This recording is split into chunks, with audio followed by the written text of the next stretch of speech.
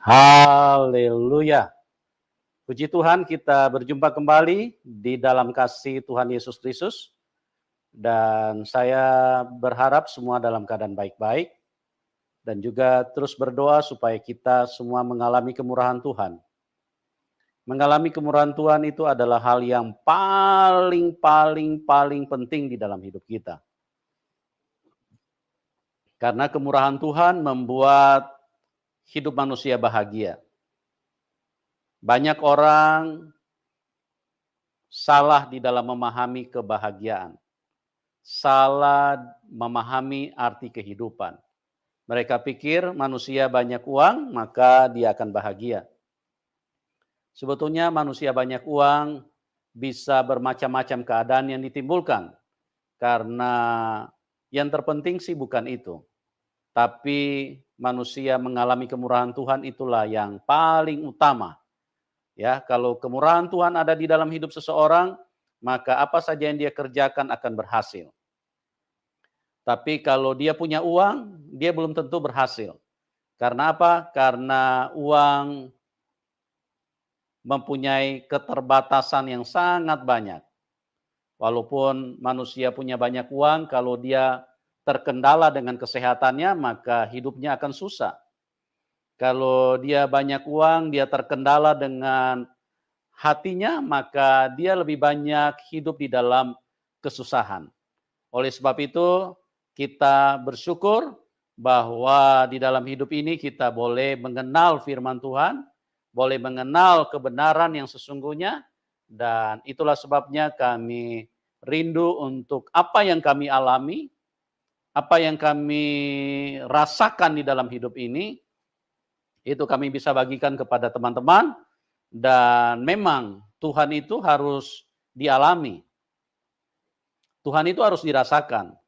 Jadi kalau kita mengatakan dia Tuhan Maha Kuasa, tetapi kuasanya kita tidak rasakan, maka itu adalah sebuah kebohongan. Ya, kalau kita bilang Tuhan itu Maha Kuasa, berdasarkan apa kita mengatakan itu? Kalau kita mengatakan Tuhan itu Maha Baik, berdasarkan apa? Harus dialami dulu. Harus dialami dulu. Baru kita bisa mengatakan yang benar, ya. Jadi tanpa mengalami maka susah itu menjadi sebuah kebenaran, karena itu bisa saja perkataan orang. Itu bisa saja sebuah penyampaian dari orang lain. Tetapi kalau kita mengalami, itu adalah sesuatu yang mutlak. Nah, berbicara tentang Tuhan, itu bicara tentang sesuatu yang sangat pribadi. Artinya hubungan seseorang dengan Tuhan. Nah, itu adalah sesuatu yang bukan kelompok. Itu sesuatu yang bukan bersamaan, ya, atau grup. Tetapi itu sesuatu yang bersifat pribadi. Artinya, saya harus mengalami Tuhan sendiri. Karena pada waktu kita mati nanti, meninggalkan tubuh kita, maka yang akan bertemu Tuhan, yang akan bertanggung jawab kepada Tuhan adalah masing-masing. Tidak berkelompok. Ya, tidak berdua dengan pasangan, tidak berdua dengan orang tua, tetapi masing-masing. Oleh sebab itu pastikan dirimu, jadi iman yang kau miliki jangan iman berdasarkan apa kata orang, tapi apa yang kau alami, apa yang kau rasakan. Kalau kita percaya bahwa dia Tuhan Maha Kuasa, maka kuasanya harus dirasakan. Kalau kita percaya dia Maha Baik, maka kita harus rasakan kebaikannya. Begitu teman-teman, ya. Kami terus hadir dan kami ingin supaya apa yang kami bagikan ini bisa menjadi berkat buat banyak orang. Oke, kita sambut narasumber kita, Bapak Surya. Shalom, Pak. Ya, shalom, Pak. Selamat sore, ya, Pak. Apa kabar? Apa kabar, Puji Pak Surya? Tuhan. Puji Tuhan, sehat, Pak. Haleluya. Haleluya. Terima kasih, Pak Surya, sudah hadir dan mau berbagi dengan kita-kita, dengan teman-teman yang ada di dalam link ini. Dan pada kesempatan ini kita akan mendengarkan sebuah kesaksian yang luar biasa, bagaimana seseorang yang dulunya antikris, artinya orang yang tidak percaya kepada Tuhan Yesus, bahkan sangat membenci Tuhan Yesus, ya, bahkan suka menghina Tuhan Yesus. Tapi itulah namanya kasih Tuhan tidak bisa dibatasi.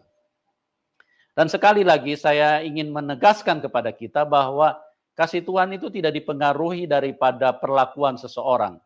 Karena Pak Surya ini adalah orang yang sangat membenci, orang yang sangat menghina Tuhan Yesus. Tapi kasih Tuhan tidak dipengaruhi dengan itu, ya. Tuhan mengasihi Pak Surya dan menyatakan bagaimana kasihnya itu sehingga Pak Surya yang tadinya menghina Tuhan sekarang malah menjadi orang yang begitu mencintai dan mengasihi Tuhan. Dan pada kesempatan ini beliau akan berbagi dengan kita bagaimana perjalanan imannya dari iman sebelumnya sampai bagaimana beliau bisa kenal Tuhan. Nanti kita akan dengarkan bersama-sama. Oke, Pak Surya, sekali lagi terima kasih dan waktu dan tempat saya serahkan kepada Pak Surya. Silakan, Pak. Ya, terima kasih Pak. Shalom. Shalom. Ya, sebelum saya bercerita tentang masa lalu saya, maka saya akan berterima kasih dahulu terhadap Bapak Yusuf Mandu Blue Channel dan seluruh tim. Terima kasih untuk kesempatannya bahwa saya boleh membagikan kesaksian saya dan saya berdoa agar channel ini maju terus dan menjadi berkat bagi banyak orang. Terima kasih. Amen. Sekali lagi Amen. terima kasih. Terima kasih, Pak. Haleluya. Ya. Jadi saya akan cerita tentang latar belakang keluarga saya. Ya, kakek saya, orang tua dari bapak saya, dan juga ibu dari bapak saya yang saya panggil Bayak dan Iting. Ya, mereka mempunyai kepercayaan Parmalim atau pemena, agama pemena, ya, atau dikenal juga dengan perbegu, ya. Nah, jadi bapak saya seluruhnya keluarganya adalah berlatar belakang kepercayaan leluhur. Nah, ibu saya bernama Nur Cahaya Delima. Nah, dia orang Muslim yang taat. Nama ibunya adalah Jauhari Koto. Nama bapaknya adalah Neken Bangun dari Desa Batu Karang. Bapak saya berasal dari Desa Sarnambah. Nama bapak saya adalah Sakura Sembiring Meliala. Nah, jadi bapak saya dulu kepercayaan leluhur, ibu saya adalah beragama Muslim yang taat. Mereka bertemu oleh karena cinta, ya. Jadi saya lahir di Jakarta pada tahun 1972. Kebetulan waktu itu Pak Surya, kalau ibu dari daerah mana, Pak? Dari daerah Batu Karang, Pak, Tanah Karo, Desa Batu Karang, Tanah Karo. Iya. Oh, dari ibu maksud saya, ibu. Iya, ibu saya, iya. Oh, ya. Tapi orang tua ibu saya berasal dari Padang, makanya namanya Jauhari Koto. Oh, gitu ya. Berarti orang tua dari ibu berasal dari Sumatera Barat ya, Padang ya? Iya, orang Awak, ya. Berarti nuansa keagamaannya cukup kuat pada waktu itu ya, dari ibu. Betul, Pak. Jadi ibu saya dididik taat agama. Baik, Pak. Silakan Pak, dilanjutkan, Pak.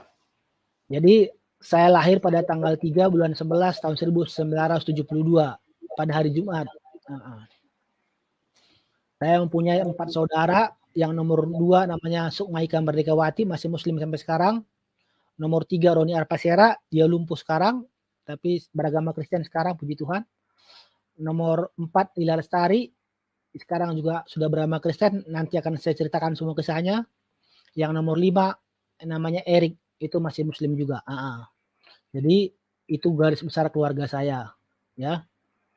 Jadi kami dulu tinggal di Priuk sampai tahun 80 atau 81 ya. Nah, pada tahun 81 adik saya kebakar mukanya kena lampu gas, petromak, ya. Jadi oleh karena itu kami semua pulang kampung. Bapak memutuskan pulang kampung, rumah di Priuk, di Warakas, dijual sama bapak saya.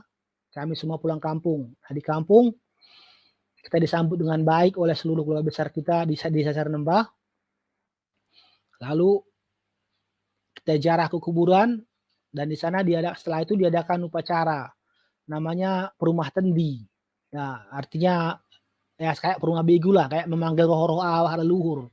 Seperti itu. Nah, saya juga ada pada saat itu. Nah, kita ada di Sarnembah sekitar hampir 2 tahun di Sarnembah. Lalu setelah itu ibu saya memutuskan pindah ke desanya, ke Desa Batu Karang. Kebetulan Sarnembah dan Batu Karang tidak terlampau jauh. hanya berseberangan Sungai Lebiang namanya. Nah, jadi kami semua pindah lagi ke Batu Karang. Di Batu Karang kami dididik dengan baik oleh nenek saya. Kami tinggal di rumah nenek sama kakek di Batu Karang. Kebetulan rumahnya itu besar sekali. Kami tinggal di situ. Nenek saya adalah orang yang taat beragama, sangat-sangat taat beragama. Nenek saya adalah teladan bagi kami semua. Ya, dia nggak pernah ketinggalan puasa. Selama 30 hari puasa dia nggak pernah ketinggalan. Nah, dia selalu bangunin kita. Ya, dia orang yang baik bagi kami semua, panutan bagi kami semua. Nah, jadi kami dididik di dalam agama yang benar dengan cara yang benar. Setiap ada kegiatan-kegiatan masjid, teman-teman selalu lewat rumah mengajak kami untuk pergi ke Masjid Al-Mutakim dekat Pancur Siwah Batu Karang ya. Kita sering ke sana ya. Bersama teman-teman belajar, ngaji, sholat. Nah, kita rajin. Nah, pada saat itu kita sangat rajin sekali. Nah, tetapi pada saat mulai SMP kelas 3, pikiran saya mulai mencari dalam diri saya sendiri. Ya kan? Dalam diri saya sendiri saya mencari suatu kebenaran. Saya berpikir, ya kan? Ada satu surat berkata, Ihdinas siratal mustaqim. Tunjukilah kami jalan yang lurus. Saya berpikir bahwa jika kita berada di dalam jalan yang lurus, kenapa kita harus minta jalan yang lurus? Itulah awal-awalnya. Awal-awalnya saya mulai berpikir kritis. Nah, dan ini terus berlanjut. Pikiran kritis saya terus berlanjut. Sampai saya SMA kelas 1. Saya SMA kelas 1 di SMA Negeri Kabanjahe. SMA Negeri Kabanjahe, SMA kelas 110. Nah, tahun 1988 saya bertanya kepada guru agama saya, kenapa Nabi Isa itu adalah orang terkemuka di dunia dan akhirat. Isa ibnu Maryam wajihan fid dunya wal akhirat ya. Kenapa dia harus terkemuka di dunia dan akhirat? Saya bilang begitu. Apa landasannya, apa dasarnya gitu. Terkemuka di dunia itu aja sangat sulit, saya bilang. Kenapa dia bisa terkemuka di akhirat? Kenapa enggak yang lain? Saya bilang. Tapi saya pada saat itu mendapat jawaban yang kurang memuaskan bagi saya begitu. Nah, semenjak saat itu saya mulai kurang menyukai pelajaran agama. Tapi saya tetap beragama. Tapi saya mulai kurang menyukai pelajaran agama. Nah, sehingga pada waktu SMA kelas 2 saya pindah ke Jakarta. Saya sekolah di Jakarta, saya lanjutkan sekolah saya di Jakarta di SD Bangun Nusa. Ya. Di Papanggo. Itu besar itu, ada SD, SMP, SMA. Sekolahnya di situ besar. Nah, saya sekolah di situ. Kebetulan ketua yayasannya namanya Bapak Roberto Bangun. Saya sekolah di situ, saya belajar di situ. Nah, tapi pada saat itu saya masih beragama Islam. Pada saat saya sekolah sampai saya lulus di situ saya masih beragama Islam. Saya masih memegang agama saya masih memegang keyakinan saya. Karena saya percaya bahwa inilah agama yang benar, karena dalam kehidupan saya ketika saya waktu kecil saya diajarin bahwa dulu sama seperti Orde Lama. Berarti yang Orde Lama itu nggak berlaku, sekarang Orde Baru yang berlaku. Ya seperti kitab-kitab lah ya. Seperti itu dia. Terus diajar juga kebenaran bahwa mana yang paling banyak itu yang paling benar. Gitu. Jadi kalau Muslim mayoritas berarti Muslim yang benar. Nah, itu yang sering diajarin kepada saya pada waktu kecil. Dan itu saya pegang terus. Dan jujur, walaupun saya tidak begitu berminat lagi kepada agama, tetapi saya nggak belajar apapun di situ. Sampai saya SMA itu saya nggak belajar apapun. Gitu. Tapi ketika saya tamat SMA, tahun 92, di situ saya suka kerja nyuci mobil, Metro Mini 18 ya, nyuci mobil gitu ya. Sering teman saya datang ke rumah saya. Dia datang setiap hari, namanya Immanuel Bangun, orang Karo juga. Dia datang setiap hari. Dia bilang sama saya, "Ayo kita ke gereja yuk," katanya. Biar kamu kenal Tuhan, katanya. Saya bilang, "Ngapain aku kenal Tuhanmu?" Saya bilang. Ya. Kenapa mesti aku kenal Tuhanmu? Saya bilang. Ya kan?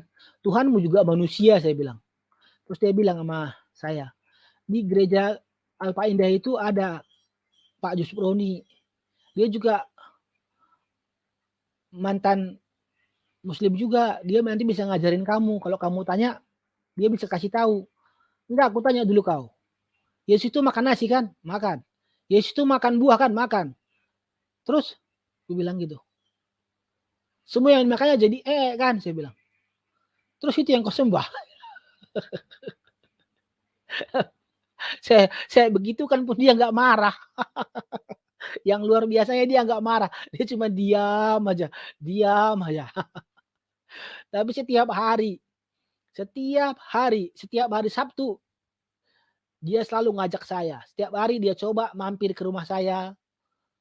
Duduk kek, pura-pura baca koran kek, ngapain kek. Dia nggak pernah putus asa untuk mengajak saya. Dan pada akhirnya, pada bulan 10 minggu ketiga tahun 1992, saya diajak ke gereja sama dia. Dan saya iakan. Padahal dari bulan 1 sampai bulan 10 itu, udah berapa puluh kali dia mengajak saya nggak tahu itu. Tapi tetap saya tolak.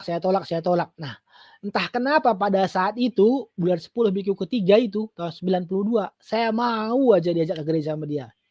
Tapi tujuan saya bukan mendengarkan firman Tuhan, bukan. Tujuan saya bukan mau mendengarkan firman Tuhan. Tujuan saya hanya untuk mempermalukan hamba Tuhan.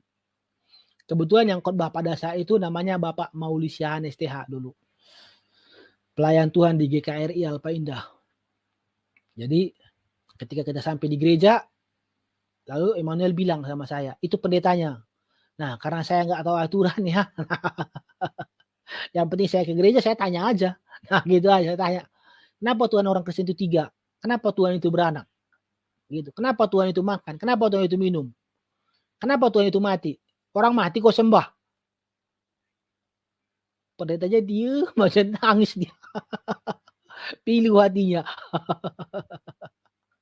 Nah, terus itu kita ibadah, pujian. Nah, sampai pendeta ini khotbah. Gitu. Tapi saya menggerutu di situ, di dalam itu.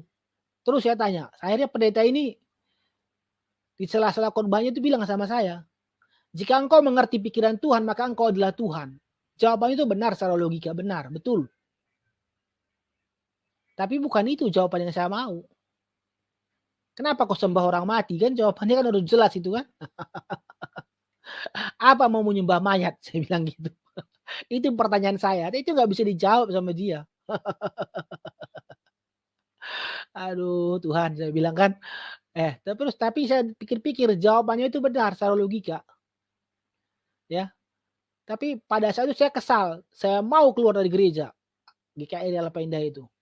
Saya mau keluar gereja, saya sudah sampai pintu gereja, saya angkat kaki saya. Tapi saya nggak tahu, kaki saya nggak bisa turun. Sampai dia selesai khotbah. Terus saya noleh sama dia gini. Saya toleh ke belakang. Karena dia ada di mimbar.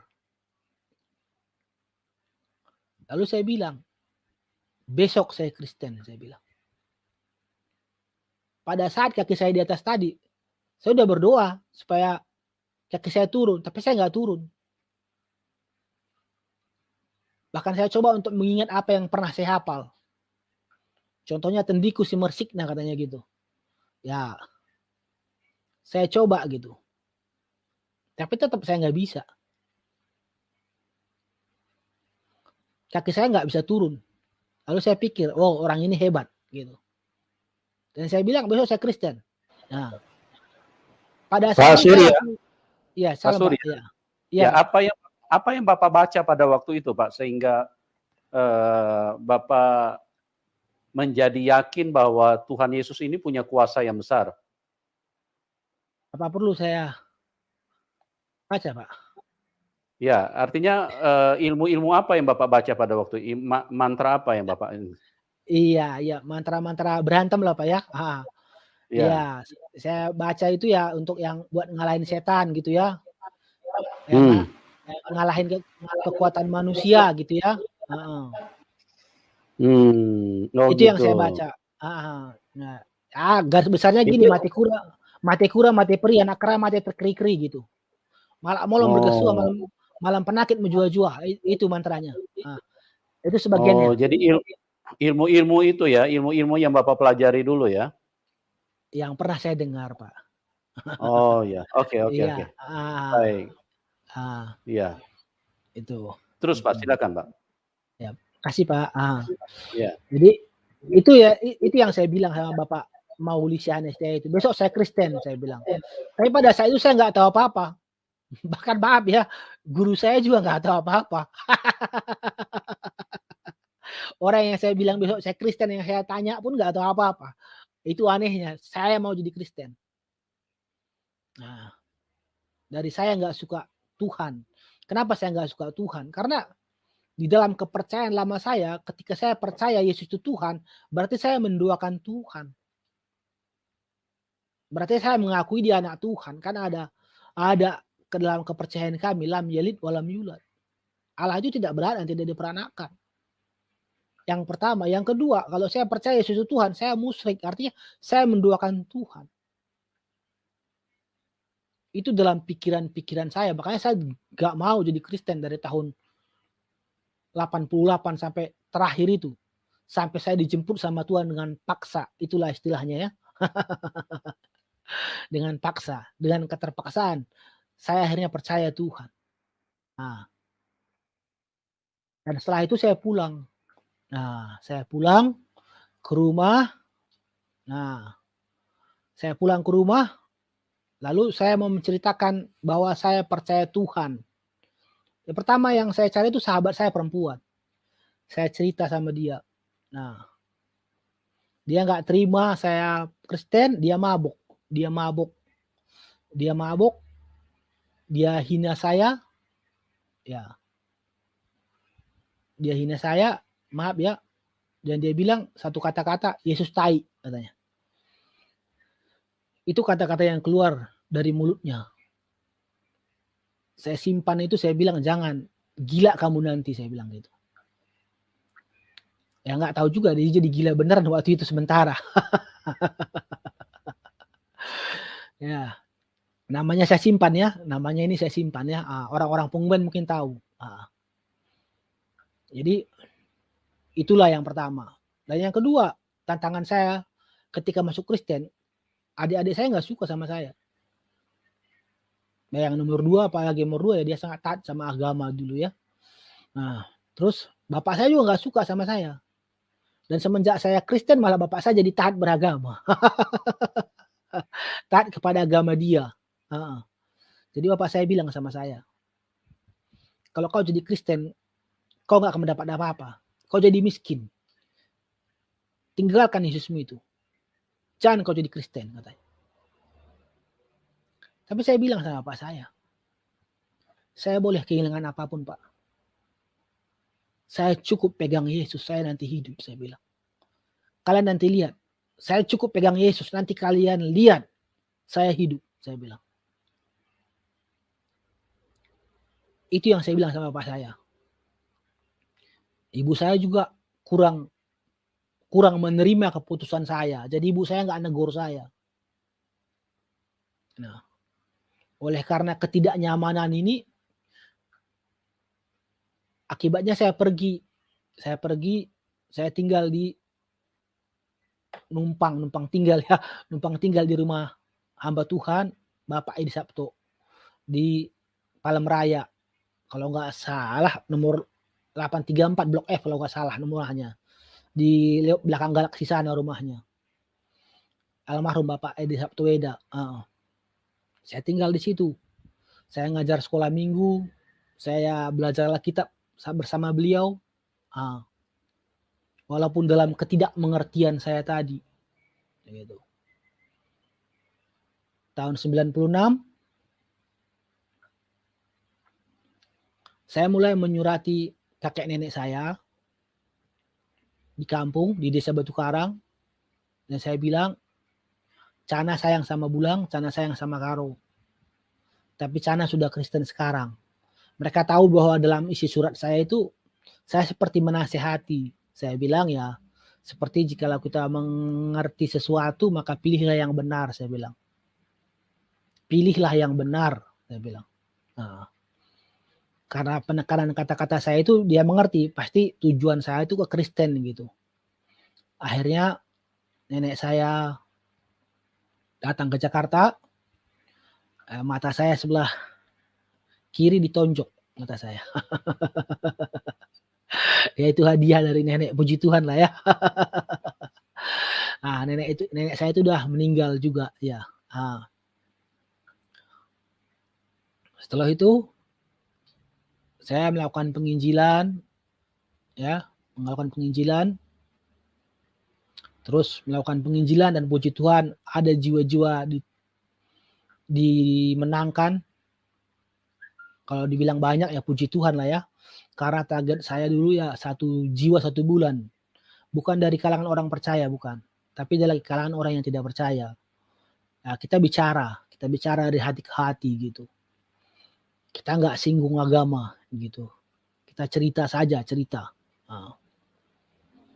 Tapi suatu ketika teman saya yang bernama Korintus ingatkan saya, untuk apa kau menangkan orang, Bang? Kalau keluargamu tidak kau menangkan, katanya. Oleh karena ucapannya ini saya berterima kasih.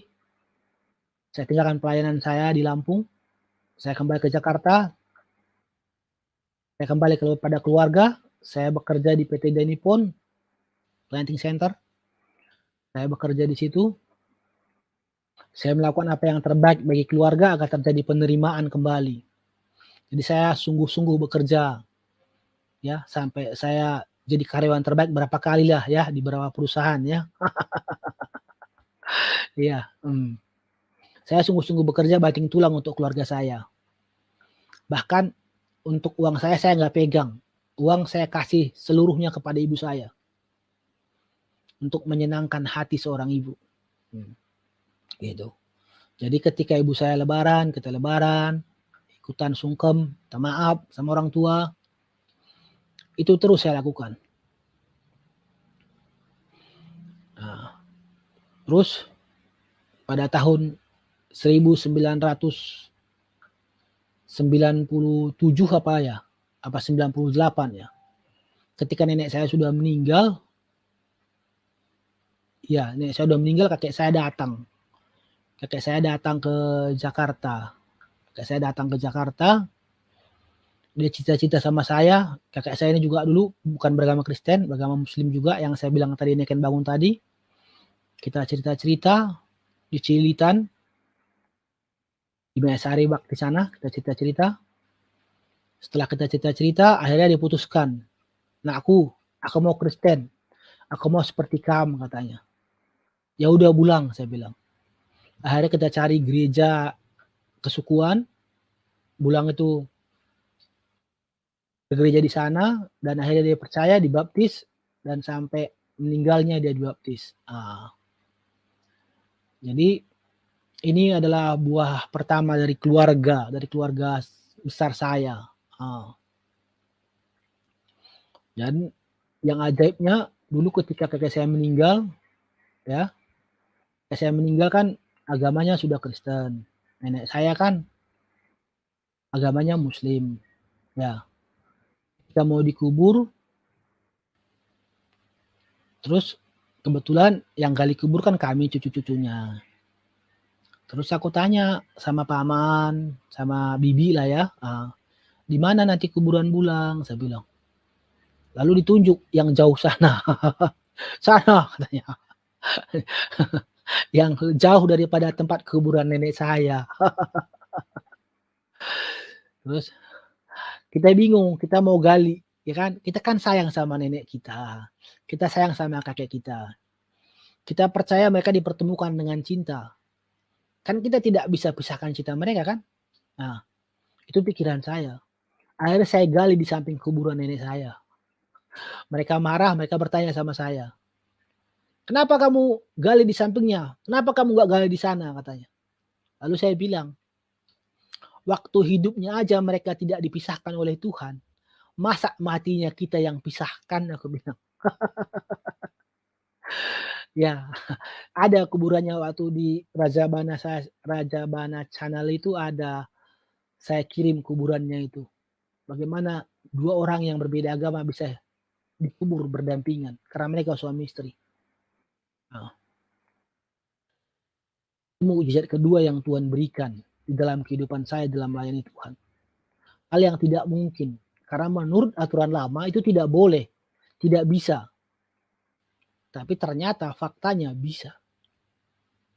Nah, lalu ada tahun 2003, ya 2003 kalau tidak salah ya. Setelah banjir besar 2002, berarti setahun kemudian 2003. Tahun 2003 adik saya yang bernama Lila Lestari yang nomor 4 melahirkan.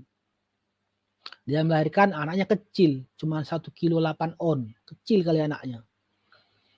Nah, terus saya dipanggil ke rumahnya, saya buru-buru dari Tanjung Priuk, kebetulan pada waktu saya kerja di perusahaan keluarga abang ya, abang saya ya, Burki Gloria Persada di Tanjung Priuk, di Jalan Bakti. Nah, saya kerja di sana. Ketika ditelepon sama saya bahwa adik saya akan melahirkan, saya pergi buru-buru ke Bintara. Karena adik saya mengontrak rumah di Bintara. Saya pergi ke rumahnya, pas sampai rumah tanya dia sudah lahiran dan anaknya kecil, lalu dia menangis. Kan dia panggil saya bang tua. Dia panggil saya bang tua kan. Nah, terus jadi karena dia panggil saya bang tua, dia bilang begini, "Bang tua, lihat anakku ini bang, anakku ini kecil," katanya. "Anakku ini mati bang," katanya. "Gak hidup lagi anakku ini bang," katanya begitu. Lalu saya pegang anaknya itu, saya bilang, "Siapa bilang anak ini mati? Anak ini hidup." Anak itu sekarang sudah berumur 17-18 tahun kali ya. Namanya Fani Sahara namanya. Nah, saya bilang, saya yang buat namanya Fani. Karena saya bilang, dia akan jadi penghiburan bagi keluarga, saya bilang. Nah, di tengah yang keruh ini, dia akan menghibur kita, saya bilang. Dan anak itu hidup, anak itu sehat. Namanya Fani, anak itu anak pintar. Nah, dulu 1,8 kilo. Nah, ketika sudah saya doakan, saya kasih kembali kepada ibunya, ke adik saya. Lalu kita ngobrol-ngobrol. Pada saat ngobrol-ngobrol itu, kita cerita tentang Tuhan sama mama, sama adik. "Kamu percaya nggak Tuhan itu ada?" Saya bilang, "Ada." "Kamu lihat nggak Tuhan itu?" "Enggak." "Kamu rasakan nggak seperti apa kata Pak Yusuf Madubulu tadi?" Saya tanya yang sama. "Kamu bisa rasakan Tuhan itu enggak?" "Enggak." "Jadi dari mana kamu tahu ada Tuhan?" Saya bilang gitu. Kita ngomong-ngomong, ketawa cerita-cerita. Akhirnya saya pancing. "Mau nggak mama ngerasain Tuhan? Mau nggak Lila tahu Tuhan itu ada apa enggak?" Saya bilang. "Mau," katanya. "Baiklah, kalau gitu coba pegang Alkitab ini," saya bilang. "Pegang begini aja," saya bilang. "Kalau kalian pegang, kalian akan tahu Tuhan itu ada atau enggak," saya bilang. Mereka nggak percaya. Mereka nggak pegang-pegang, ya kan. Ketika kita ngobrol-ngobrol mereka nggak pegang-pegang, mereka nggak mau megang, mungkin karena najis kali ya. Mungkin karena mereka anggap Alkitab ini najis gitu kan, palsu gitu ya. Jadi mereka nggak mau pegang, sama sekali mereka nggak mau pegang. Jadi Alkitabnya saya taruh, saya tidur. Nah, pas ketika saya tidur, dengan sengaja adik saya namanya Ile pegang begini. Nah, lalu ibu saya juga pegang begitu. Nah, dari saya tidur sore sampai malam, terus saya berangkat lagi ke Tanjung Priuk, malamnya jam 8 malam, saya berangkat ke Tanjung Priuk, terus besok pagi lagi saya pulang, mereka nggak bisa tidur-tidur. Dan begitu berikutnya, sampai 3 hari mereka tidak tidur. Akhirnya mereka bilang sama saya nggak bisa tidur, kenapa ini? Saya bilang, katanya sama saya. Terus saya bilang, emang kamu kenapa? Saya bilang. Saya pegang Alkitabnya, terus saya nggak bisa tidur-tidur. Ah, itu yang saya bilang tadi. Kalau kamu percaya Tuhan, kamu akan rasakan Tuhan. Kalau kamu percaya Tuhan itu ada, kamu akan rasakan kuasanya. Kan saya bilang, kamu pegang dan kamu rasakan, saya bilang. Kamu nggak bisa tidur kan? Iya. Nah, sekarang kamu mau tidur, saya bilang. Mau. Ya udah tidur sekarang, saya bilang. Langsung dia tidur. Nah, besok pagi dia bangun, dia bilang sama saya, Bang, aku mau Kristen. Nah, itu kata si Lila. Nah, terus mama saya juga bilang, ya udah, aku pun Kristen. Hanya dengan hal yang sederhana. Nah, aku juga mau Kristen kata mama. Nah, jadi mama sama adik saya mau jadi Kristen, tapi saya arahkan kepada orang lain. Nah, saya masukkan ke gereja di Kalimalang dulu. Gereja Giki, Bapak Pati Ginting gembalanya. Nah, kebetulan mama dilayani oleh mantan muslim juga, seorang ibu. Nah, jadi cocok lah ngomongnya kan. Nah, mereka cerita, mereka bicara. Nah, akhirnya mama sangat tertarik dengan agama Kristen. Akhirnya mama dia dibaptis. Setelah dibaptis, syukuran lah ya, bilang syukur ya, mengucap syukur. Lalu dipanggillah gurunya tadi ya, bisa bilang gurunya tadi ya, hamba Tuhan tadi dipanggil sama mama. Mama saya bilang, anak saya mau ketemu katanya sama saya. Nah, kebetulan mama memang ingin mempertemukan saya dengan hamba Tuhan itu. Dia seorang perempuan yang betul-betul ahli dalam agamanya dulu. Lalu kami bertemu di rumah adik saya yang di Bintara tadi yang saya sebutkan. Ketika kita bertemu, hamba Tuhan itu tersenyum sama saya. Dan hamba Tuhan itu bilang sama saya, aduh Bapak katanya. Saya nggak tahu Bapak ada di sini katanya. Ini ibu saya bilang. Oh iya maaf Pak katanya. Ternyata hamba Tuhan itu adalah orang yang saya layani, yang pernah maki-maki saya, yang pernah marah sama saya. Tapi percaya pada Tuhan akhirnya. Karena saya bilang dulu sama dia, dalam 5 hari kamu pasti percaya Tuhan, saya bilang. Dan dia percaya pada Tuhan. Itu hamba Tuhan yang melayani ibu saya. Kalau pengetahuan agamanya itu luar biasa lah ya, luar biasa. Luar biasa karena saya jujur, saya akui dia luar biasa. Nah, adik saya Roni juga bertobat karena kita ngomong-ngomong, kita cerita.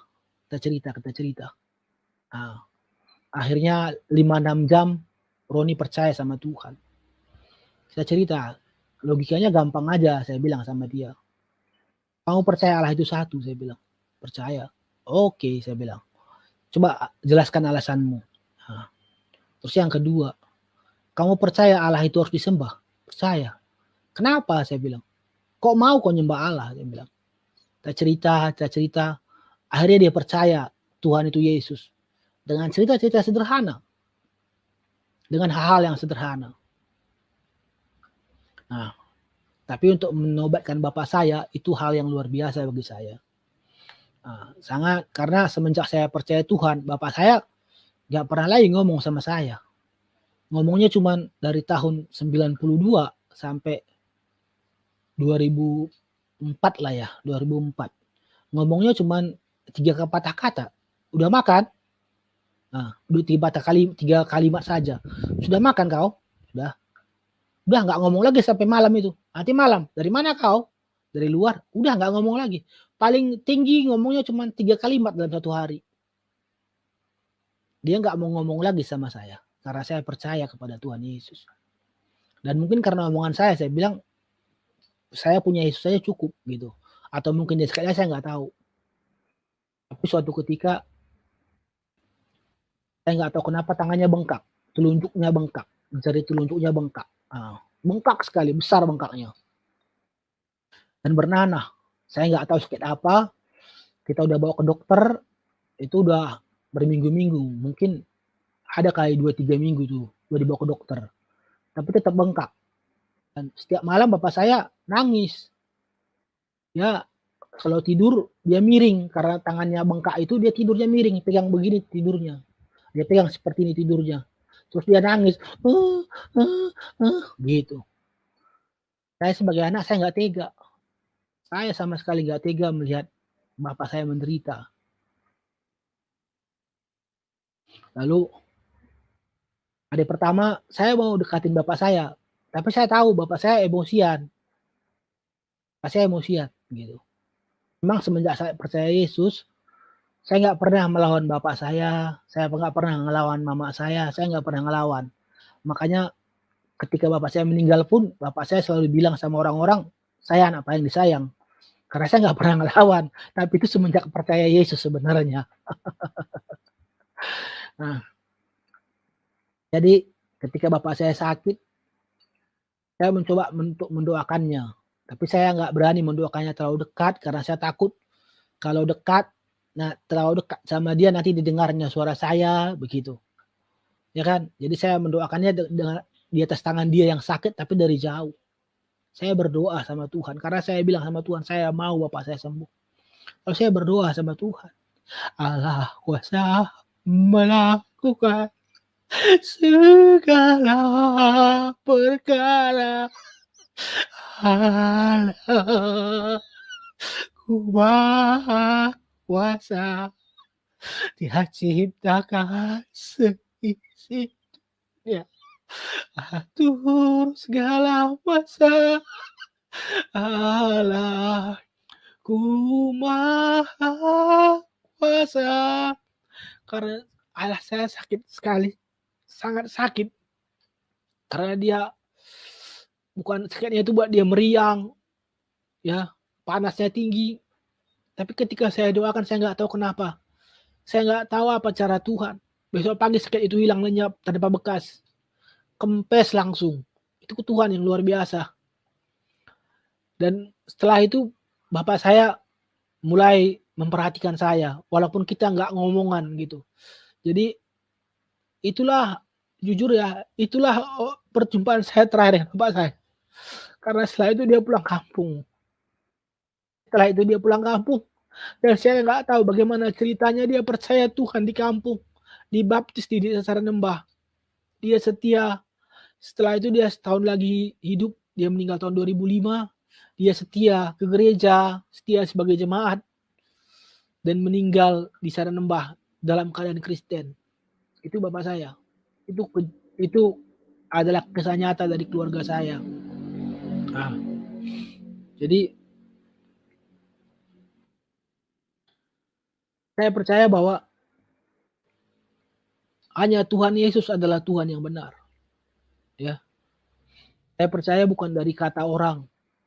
Saya percaya karena saya mengerti gitu. Saya mengerti bahwa apa yang saya percaya ini adalah benar. Ya. Saya jujur, ada teman saya juga nggak mau negor saya, nggak mau menghubungi saya karena saya percaya kepada Kristen padahal dia dulu sahabat saya. Tapi di dalam channel ini saya bilang, ada aja orang bisa buktikan Yesus itu bukan Tuhan. Mungkin saya pindah agama. Ya. Tapi jujur, selama tahun 93 ini 2001 ya. Selama 27 tahun saya baca Alkitab. Ya. Saya percaya bahwa hanya Tuhan Yesus Tuhan. Hanya Tuhan Yesus Tuhan. Tidak ada Tuhan yang layak disembah.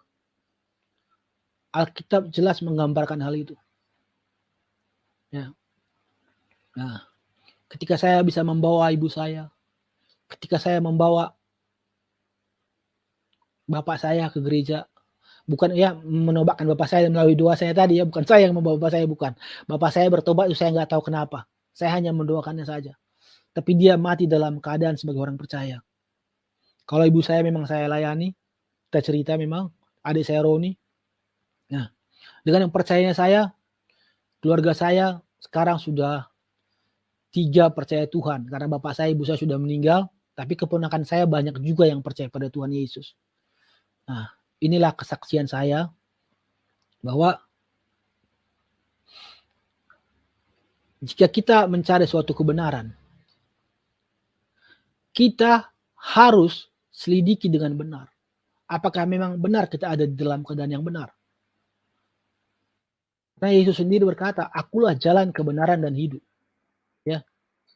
Artinya kalau ada manusia bisa sampai menemukan kebenaran lain di luar Yesus, ini patut dipertanyakan. Karena tidak ada satupun manusia di dunia ini yang berani memperkatakan, akulah jalan kebenaran dan hidup. Mulai dari Adam sampai pada manusia zaman sekarang. Begitu banyak tokoh agama, tidak ada satupun orang yang berani mengatakan, akulah kebenaran. Tapi Yesus dengan gamblang menyatakannya di depan banyak orang, di depan sinagoge. Dia dengan jelas mengatakannya, akulah jalan, akulah kebenaran, akulah kehidupan. Bapak saya bilang sama saya, nanti kalau kamu Kristen kamu miskin. Ternyata bapak saya salah. Ternyata bapak saya salah. Mungkin saya bodoh. Mungkin saya tidak tahu apa-apa. Tetapi setelah saya Kristen, dalam kebodohan saya, dalam keterbatasan saya diberkati oleh Tuhan. Saya diberkati oleh Tuhan. Saya punya rumah, ya saya punya tanah yang akan saya bangun gereja nanti jika Tuhan izinkan. Ya, saya mau melayani Tuhan karena saya percaya hidup ini hanya untuk Tuhan. Tidak ada yang lain. Tidak ada yang lain. Jadi saudaraku, jika engkau percaya dengan keyakinanmu, itu bagus. Tapi firman Tuhan berkata, ujilah segala sesuatu dan peganglah yang baik. Uji apa yang kamu percayai. Uji. Sampai kamu betul-betul menemukan sebuah kebenaran. Uji. Jangan percaya hanya dari kata orang. Tapi uji seluruh kebenaran itu. Telanjangi seluruh kebenaran itu. Ya. Saya melakukannya. Dan saya berjumpa dengan Tuhan. Saya betul-betul melakukannya. Dalam keterbatasan saya melakukan pencarian saya. Dan saya bersyukur jika saya bisa menjadi berkat bagi banyak orang. Sekarang saya mengajar, saya membagikan apa yang saya tahu. Dan puji Tuhan, banyak orang terberkati. Ya, terima kasih. Sekarang saya kembalikan kepada Bapak. Ya, terima kasih. Pak. Nah, terima kasih Pak. Shalom Pak. Shalom Pak, terima kasih. Luar biasa sekali. Ya, artinya memang kita perlu ketelitian yang sungguh-sungguh. Apalagi menyangkut iman. Karena iman itulah yang membawa kita kepada kehidupan kekal. Jadi kita harus menyelidikinya dengan sungguh-sungguh. Amin. Bagaimana seorang Pak Surya yang tadinya suka menghina Tuhan Yesus. Dan Tuhan Yesus tidak pernah marah karena memang dia Tuhan. Amin. Jadi dia tidak gampang emosi seperti pasangan kita, seperti anak kita, orang tua kita, seperti teman kita. Kalau kita sedikit saja tidak cocok dengan kemauannya, maka dia akan emosi. Tuhan Yesus biar sudah dihina-hina, bahkan tadi salah satu juga temannya Pak Surya juga menghina Tuhan Yesus. Ya, mengatakan perkataan yang sangat tidak layak. Tapi Tuhan Yesus tidak pernah mengajarkan kepada umatnya bahwa itu penistaan agama. Tidak. Tuhan Yesus itu adalah pribadi yang sangat baik. Dia lautan kasih. Dan dia adalah Allah yang mengasihi manusia. Dia adalah Allah yang menciptakan manusia. Di dalam Tuhan Yesus tidak ada kebencian sedikitpun. Karena dia sayang semua kepada manusia. Dia ingin supaya semua manusia masuk surga. Dan inilah yang terjadi bagaimana seorang Pak Surya Kencana yang tadinya bukan saja tidak percaya, bahkan suka menghina, tapi kuasa Tuhan, kasih Tuhan dinyatakan kepada beliau. Nah, teman-teman, kita punya waktu singkat dan kehidupan kita di dalam dunia ini adalah sebagai bentuk pertanggungjawaban atas apa yang dipercayakan Tuhan. Jadi ambillah satu keputusan yang tepat, yang berbicara tentang iman supaya kita jangan sampai tersesat. Karena iblis ini adalah makhluk yang paling jahat, dia suka menyesatkan manusia. Dia membodohi manusia dan mengintimidasi pikiran manusia dengan berkata, masa Tuhan berkolor, dengan mengatakan masa Tuhan mati di salib, atau dengan mengatakan masa Tuhan lahir dari rahim wanita. Jadi itu adalah bahasa-bahasa yang berasal dari setan, yang dimasukkan ke dalam pikiran manusia, tapi manusia tidak sadar. Dan manusia mempercayai hal-hal seperti itu. Ya, ini adalah sesuatu yang perlu kita renungkan baik-baik. Bahkan kita manusia, sehebat apapun kita belajar, kita tidak bisa menjangkau pikiran Tuhan. Ya, seperti tadi yang dikatakan oleh Pak Surya, bahwa kalau dirimu bisa mengerti pikiran Tuhan, berarti Anda adalah Tuhan.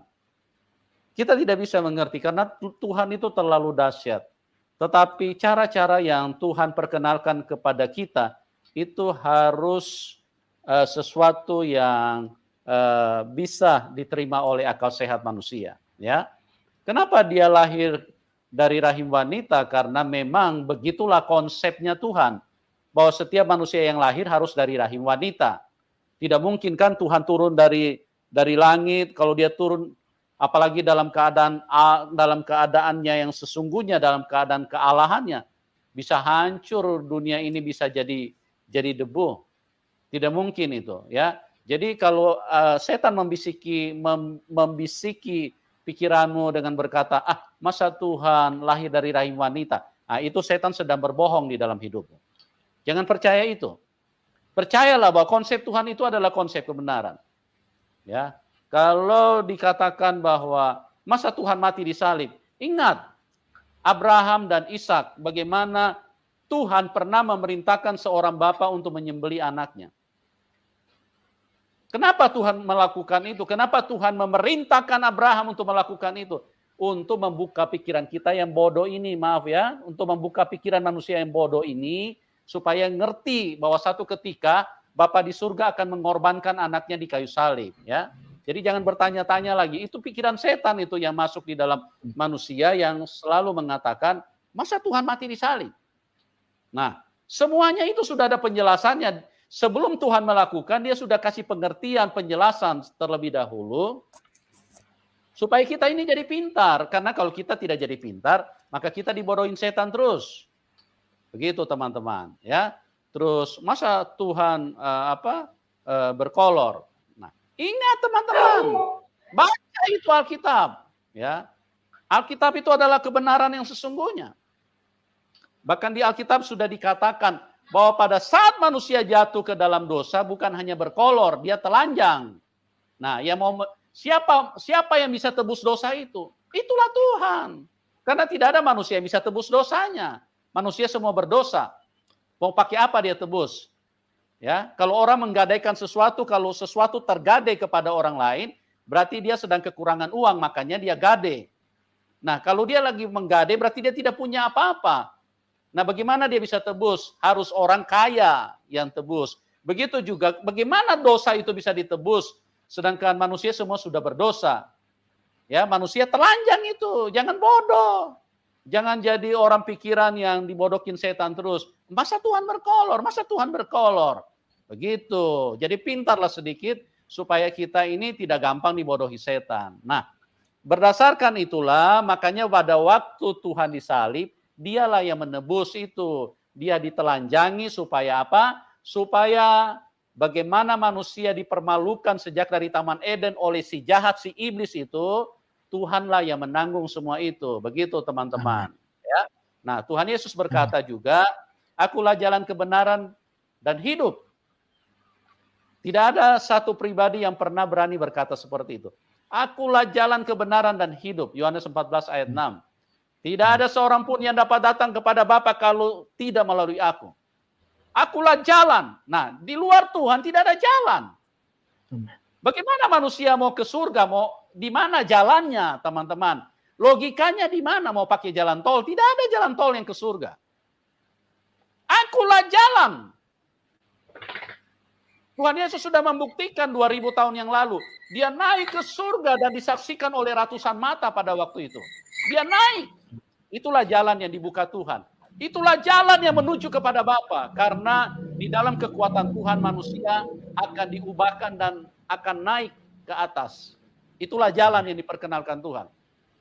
Di luar Tuhan Yesus mana ada jalan? Tidak ada jalan. Mau pakai apa kita ke surga? Tolong renungkan teman-teman supaya jangan sampai nanti sebentar Anda menyesal, ya.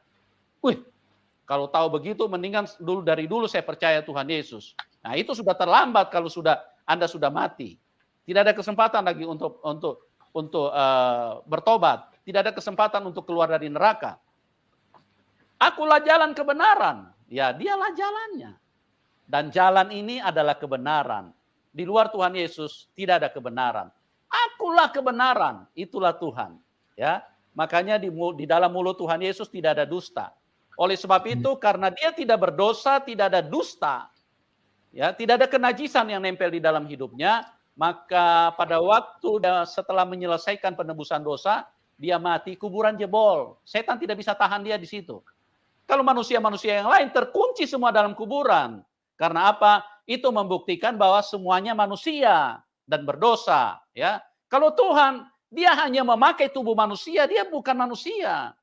Supaya apa? Supaya dia bisa menyelesaikan penebusan. Tapi setelah dia menyelesaikan, kuburan jebol. Setan tidak bisa tahan dia. Inilah menunjukkan bahwa dia adalah Tuhan dan tidak bisa dibantah itu.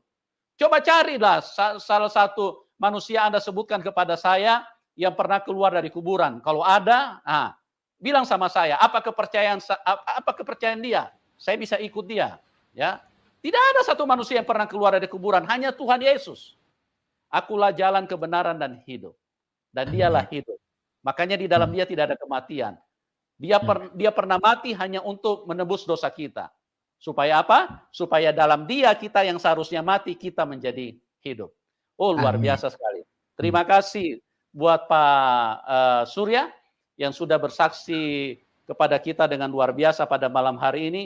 Seorang yang dulunya suka menghina Tuhan, tapi sekarang telah beroleh kasih karunia. Dan saya melihat tadi betapa Tuhan Yesus mengasihi Pak Surya dan memakai beliau. Bahkan orang tuanya pun bisa diselamatkan. Tadinya yang tidak percaya Tuhan. Dan Tuhan bekerja dengan luar biasa.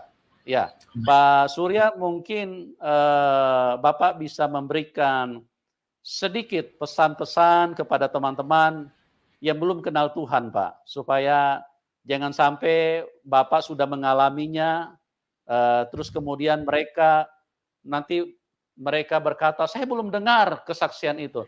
Nah, Bapak bisa memberikan pesan singkat saja. Kira-kira apa pesan Bapak kepada orang-orang yang belum kenal Tuhan supaya jangan sampai terlambat, Pak? Silakan, Pak Surya. Amin.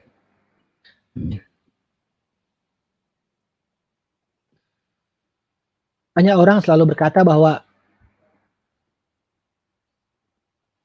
Yesus berkata bahwa Yesus itu adalah Tuhan gitu. Sebenarnya tanya itu tepat, tapi harus ditanyakan kepada orang yang tepat gitu. Untuk belajar Alkitab, kita perlu belajar kepada orang yang mengerti Alkitab. Jadi siapapun di luar sana yang ingin tahu kebenaran, tanyalah kepada sumber kebenaran. Ada hamba-hamba Tuhan yang tahu kebenaran, maka mereka akan memberitahu siapa itu Tuhan. Ya. Karena di dalam mencari Tuhan itu sangat penting sekali. Hidup manusia ditentukan oleh Tuhan. Jika manusia tidak memiliki Tuhan atau mempercayai Tuhan yang salah, maka akibatnya fatal. Mazmur 138 ayat 2 mengatakan bahwa di dalam dunia ini ada banyak pandangan tentang Tuhan. Bahkan di dalam dunia ini ada banyak sesembahan. Tetapi percayalah, hanya satu Tuhan yang benar, yaitu Yesus Kristus. Hanya satu Tuhan yang patut disembah, yaitu Yesus Kristus. Oleh karena itu, saat ini jangan keraskan hatimu, minta Tuhan tolong, agar pikiranmu bisa dibuka, hatimu bisa mengerti bahwa Tuhan yang benar hanya Yesus. Terima kasih. Salam. Amin. Haleluya, luar biasa sekali. Tuhan yang benar adalah Tuhan Yesus Kristus. Oleh sebab itu jangan sampai terlambat, karena kalau terlambat maka penyesalan tidak ada gunanya.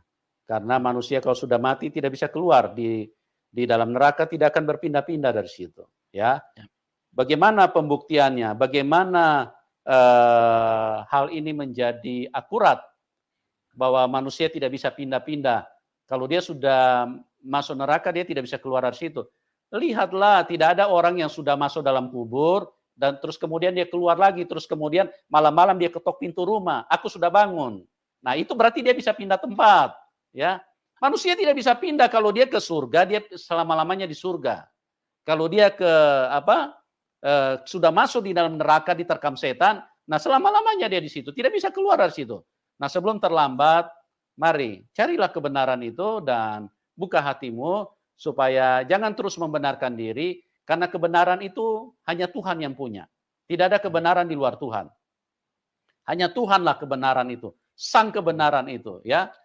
Di luar itu adalah tipu daya setan. Bagaimana setan sejak dari Taman Eden hadir dan membodohi manusia, dan padahal Tuhan sudah mengatakan kebenaran. Kalau kamu makan buah itu, kamu akan mati. Tapi setan bilang, oh tidak, makan saja. Nah, buktinya apa? Setiap dimanapun kita berjalan, banyak kuburan. Itu membuktikan bahwa Tuhan sang kebenaran. Karena apa? Karena Tuhan sudah katakan, jangan makan itu, Adam. Nah, Adam dan Hawa, jangan makan itu, nanti mati kamu. Itu Tuhan sangat mengasihi manusia. Dia sangat sayang kepada manusia. Dia tidak ingin satupun manusia yang mati. Oleh sebab itu, kita bersyukur bahwa Tuhan Yesus sangat peduli, sangat mengasihi kita. Nah, setan itu jahat. Dia membodohi, dia menyesatkan. Kemudian dia membunuh manusia. Yohanes 8 ayat 44. Iblis adalah pembunuh manusia sejak semula. Yohanes 10 ayat 10. Pencuri datang hanya untuk mencuri, membunuh, dan membinasakan. Otak daripada pembunuhan itu adalah setan. Otak daripada kematian itu adalah setan. Oleh sebab itu Tuhan yang benar, dia mengasihi kita semua, tapi setan menginginkan supaya semua manusia mati. Ya, manusia terbunuh. Oleh sebab itu setan itu sangat keras memproduksi kebencian, iri hati, amarah, pertikaian, pertengkaran, supaya apa? Supaya manusia saling membunuh. Karena setan itu haus darah. Dia menghalalkan darah manusia supaya apa? Supaya manusia itu semua mati. Oleh sebab itu hati-hati teman-teman, dan kita harus berjumpa dengan Tuhan yang benar, Tuhan yang mengasihi kita semua, bahkan dialah yang mati buat kita, menggantikan kita, supaya kita tidak mati di tangan setan, ya. Dia merebut kita dari tangan setan. Oke, Pak Surya, terima kasih luar biasa buat kesaksian Anda. Dan bagi teman-teman yang diberkati mau mendukung Pak Surya, boleh, nomor rekeningnya sudah kami taruh di layar deskripsi. Sekali lagi, terima kasih buat Pak Surya dan juga buat teman-teman yang sudah menyaksikan acara ini. Doa kami buat Anda semua, kiranya kebaikan kemurahan Tuhan bisa menyentuh hidup kita semua. Dan kita akan berjumpa di program selanjutnya. Dan Tuhan Yesus memberkati kita semua dan salam kemenangan. Amin.